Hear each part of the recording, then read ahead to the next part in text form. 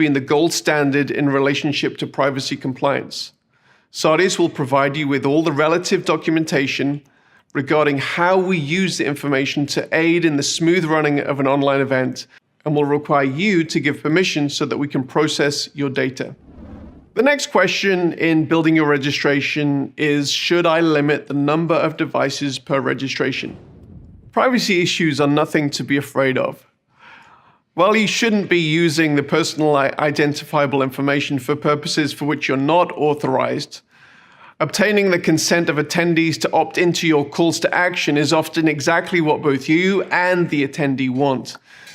Business models moving forward will increasingly rely upon the organization's ability to customize their services and communications to their clients. I find it both reassuring and convenient to walk into a local coffee shop where they know your name and they've already prepared your coffee. One barrier to collecting this information, however, is when individuals share their username and passwords. And this has been a problem that Netflix and many of the other online video platforms have to deal with.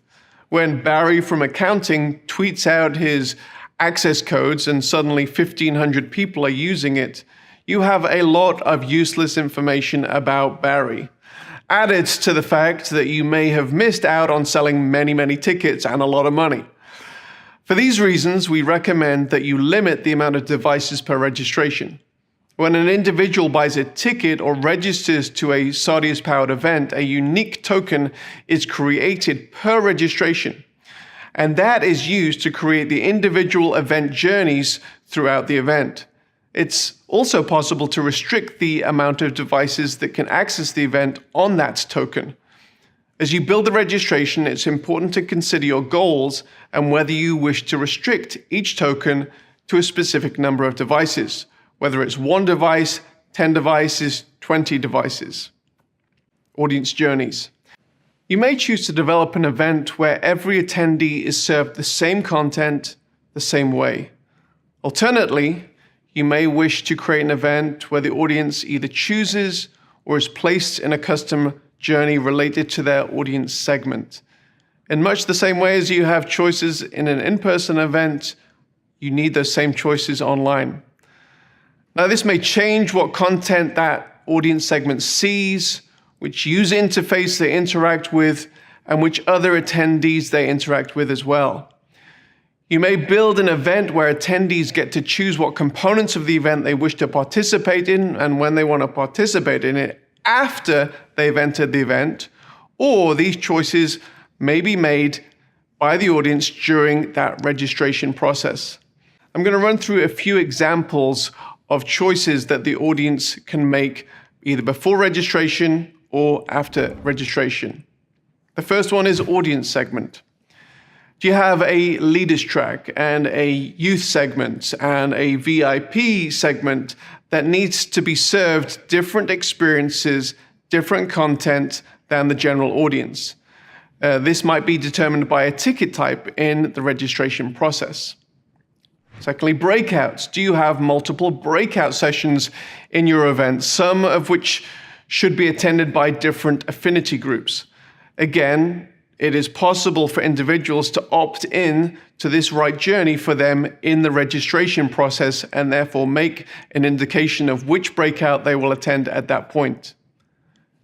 Chat watch parties. In larger events, it's not advisable to have the entire audience in one chat window. Obviously, depending on how interactive the audience is.